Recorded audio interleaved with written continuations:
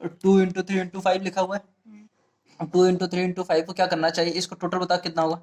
2 3 6 6 30 30 हो गया। तो एक बात बता, इस 30 के ये सब फैक्टर्स ही तो हैं। नहीं समझे बात को, नहीं समझे, समझ गया। क्या समझे, यदि मैंने यहाँ पे, ठीक है बात समझे, यदि मैंने 2 × 3 × 5 तुमने 30 बताया, तो इस 30 के फैक्टर्स बताओ कौन कौन से। 2 है, 3 है, 5 है। इस 30 के यही 2 फैक्टर्स है ना। अब मैंने 10 भी है। वो ठीक है, अभी मैंने अवेलेबल, मैंने 2 × 3 × 5 कहीं लिखा हुआ था, उसे मैंने डायरेक्ट बिना कुछ सोचे समझे दिया। हमसे कोई बोल रहे है कि XYZ एक नंबर है, XYZ लिखा हुआ है, तुम इसके फैक्टर्स बता दो, तुम बिना कुछ सोचे समझे एक बोल देना X है, एक Y है, एक Z है, बोल सकते हो, बोल सकते हो कि नहीं बोल सकते हो। वैसे तुम्हारे को एक दिमाग अच्छे से देना चाहूंगा, समझा देना चाहूंगा, इसके फैक्टर्स और निकालना है ना, तो 2 3 जा 6, 2 5 जा 10, 3 5 जा 15 और 2 3 है ही, 5 है। हिल गया मेरे को। और देखो जितने पेयर्स बनाओगे उतने फैक्टर्स, और फिर एक टोटल का एक पेयर, एक टोटल पेयर। बात समझे, ट्रिक यही होती है। टीचर्स आधा बता के बोलता है ये फैक्टर्स होते हैं, मैं तुमको ये पिछला बता रहा हूँ, तुमको बहुत कुछ पढ़ा चुका हूँ, ये सब बता रहा हूँ, पिछला कनेक्ट हुआ कि नहीं कहीं से कि फैक्टर्स इसी में से निकलते हैं। और इसका एक चीज प्राइम फैक्टराइजेशन करना सीखे हो कभी, ये भी सीख लो। 15 3 5 और 5 1 जा, तो ये जो मैंने लिखा था तुम्हारे सामने, ये सब प्राइम फैक्टर्स थे। क्या थे, प्राइम फैक्टर। और ये सारे ऑल फैक्टर्स। यदि मैं तुमसे पूछ लूंगा 30 के फैक्टर्स बताओ, एलसीएम पढ़े होगे, क्या फैक्टर्स पढ़े होगे, मल्टीपल्स पढ़े होगे, तो इसमें 30 का फैक्टर्स निकालना सीखे होगे, 30 के मल्टीपल्स निकालना सीखे होगे, नहीं समझे, इसके फैक्टर्स निकालना सीखे होगे। पर जब बड़ी क्लास में आते हैं इसके फैक्टर्स नहीं निकालते, इसके प्राइम फैक्टर्स निकालते हैं। नहीं समझे, नहीं समझे ना। समझ गया। प्राइम फैक्टर्स कौन कौन से होते हैं, और 3 ये तुम्हारे सिलेबस का नहीं है, मैं तुम्हें एक्स्ट्रा पढ़ा रहा हूँ, बताओ। पता नहीं। प्राइम फैक्टर्स नहीं पता, वाह बेटे वाह, तुमने भी पढ़ाई कर निकाल दिया।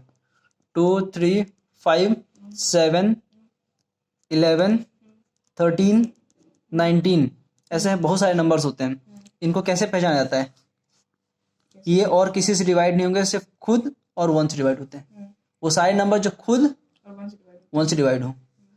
एक होता है 97, एक नंबर होता है, इसका कोई भी ऐसा होता है जिसको कोई और इसको डिवाइड कर सकता हो, इसको सिर्फ ये खुद अपने आप को डिवाइड करता है, और 1, ये तो देखा। इन्हीं को प्राइम नंबर्स बोलते हैं। यही तुमसे पूछे थे हम, ठीक है। तो ये तो तुम्हें पुराना मैंने करेक्ट करा दिया कि भैया जब आया है कोर्स में तो पिछला रिवाइज करवा दें। चलो ये बात समझ में आ गई अपन को, क्या क्या समझ में आया, प्रोडक्ट एंड फैक्टर समझ में आ गया। अब इधर आओ, इधर इधर इधर देख लो। यदि मैंने लिख दिया x into x into x into x लिख दिया, तो ये बेवकूफ़ी है, मैं ऐसे लिख रहा हूँ, जगह घेर रहा है ज़्यादा, इसको x की पावर 3 लिख सकता हूँ। अब इसको क्या बोल सकता हूँ, x raise to the power, raise to the power क्या 3, और क्या बोलता हूँ, x की पावर 3 है, x raise to the power 3 बोल सकता हूँ। और एक चीज इसको और नाम दिया जाता है, ये x, ये इसको इंडेक्स बोला जाता है, इसको क्या बोलते हैं, इंडेक्स को। x पे 3 इंडेक्स चला हुआ है, ठीक है, ये बात समझ आए। x की पावर बोल सकते हैं, x की सिर्फ पावर, x की पावर कितनी है, 3 है, क्या बोल सकते हैं, x की पावर सिर्फ 3 है, ठीक है, बात समझ में आ रही है।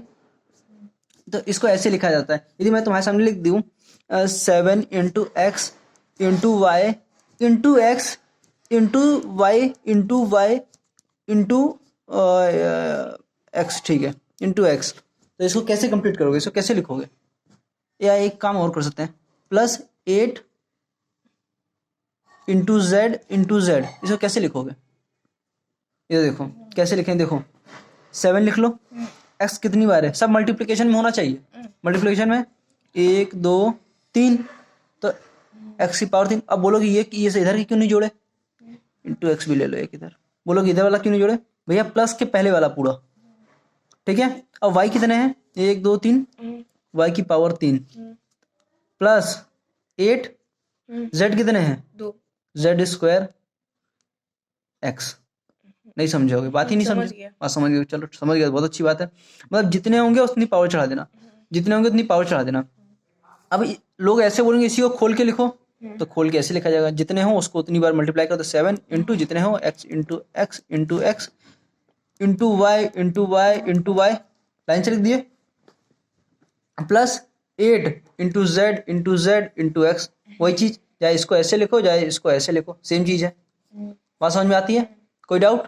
मेरी तरफ नहीं, कॉपी तरफ देखना पड़ेगा। बात समझ में आ रही? कोई डाउट? तो मतलब अब तुमको एक चीज पता चल गया, यदि मैं कोई चीज लिख दूंगा तो उसको तुम अपने हिसाब से मॉडिफाई करते रहोगे, मॉडिफाई करते रहोगे। मतलब यदि मैं तुमसे लिख दूं 3p की पावर 4, तो इसको तुम एक्सपेंड करके, एक होता है ना बचपन से अपन ने पढ़ा था 72900 को एक्सपेंडेड फॉर्म में लिखना सीखे थे। कैसे लिखते थे? 7 जितनी चीजें हैं उतनी बार 0, ठीक है, प्लस 2 इंटू आगे जितने उतने 0।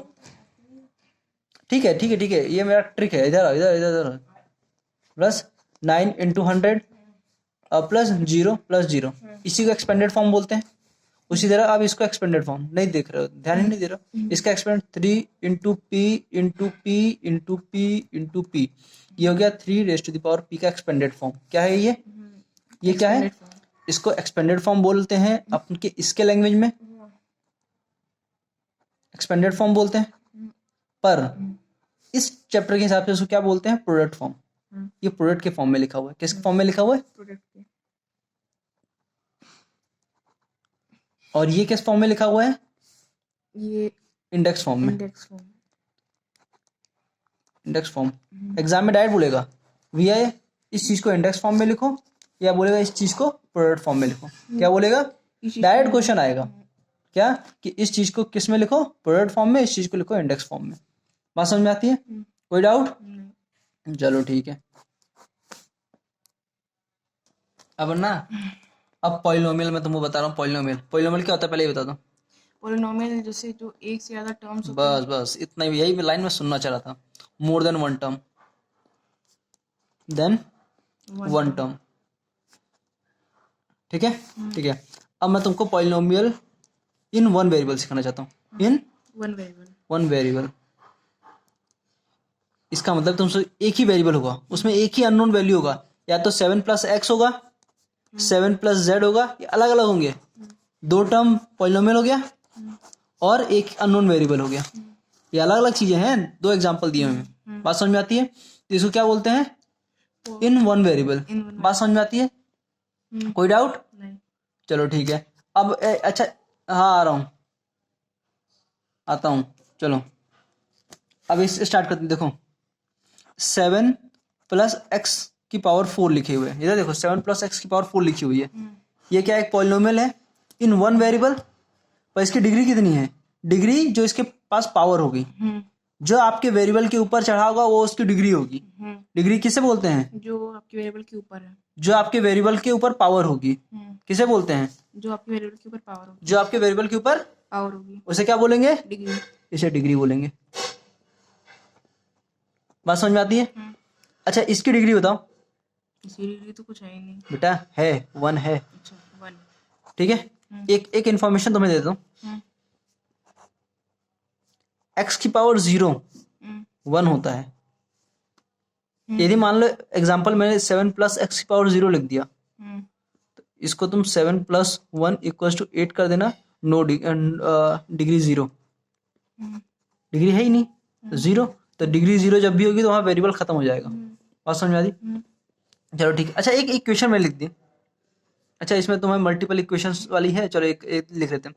4x स्क्वायर, इधर देखो, इधर देखो, 4x स्क्वायर माइनस 3x की पावर 5 प्लस 7 क्या है 7 x की पावर 6 मान लो, ठीक है, इक्वल्स टू 0 कर दिया मैंने। इसकी डिग्री बताओ, इसकी डिग्री बताओ। अब जाने तुम्हें, मैंने बोला डिग्री जो भी वेरिएबल के ऊपर पावर होती है उसको डिग्री बोलते हैं। पर एक लाइन और बोलना था, क्या? Highest power. हाईएस्ट इसमें होगा 5 6 7 6 तो इस पूरे इक्वेशन की हाईएस्ट पावर कितनी है? 6 सबसे ज्यादा किसके पास पावर है? 6 एक्स की पावर 6। तो इसकी डिग्री कितनी हुई? 6 हो गई। इसी को बोलते हैं क्या? Polynomial in one variable with degree. Degree हमें कैसे पता करनी है, यही तुम्हारा पूरा चैप्टर इसी पे खत्म हो जाएगा। ठीक है, एक पॉलिनोमियल तुमको मैं दे दूं क्या, 8 y z।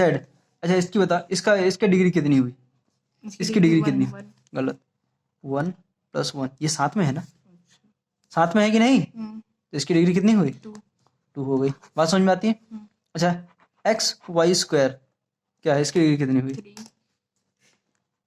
ठीक है, चलो ठीक है। अच्छा मैं ये इधर सुनो, 3x + xy² - 8yz, इसकी डिग्री कितनी हुई, इसकी डिग्री कितनी हुई, हाँ, इसकी डिग्री हुई हाईएस्ट डिग्री ढूंढ लो बस। देखो इसका जोड़े तो 1 हो गया, इसका 1 और 1, इसका 1 और 1 2 ही हुआ, पर इसका 1 और 2 3 हो गया, तो इसकी डिग्री कितनी हो गई, 3 हो गया। बात समझ में आती है, नहीं नहीं समझ में आती, हाँ जी। समझ में आ गई ना, क्लियर, ओवर।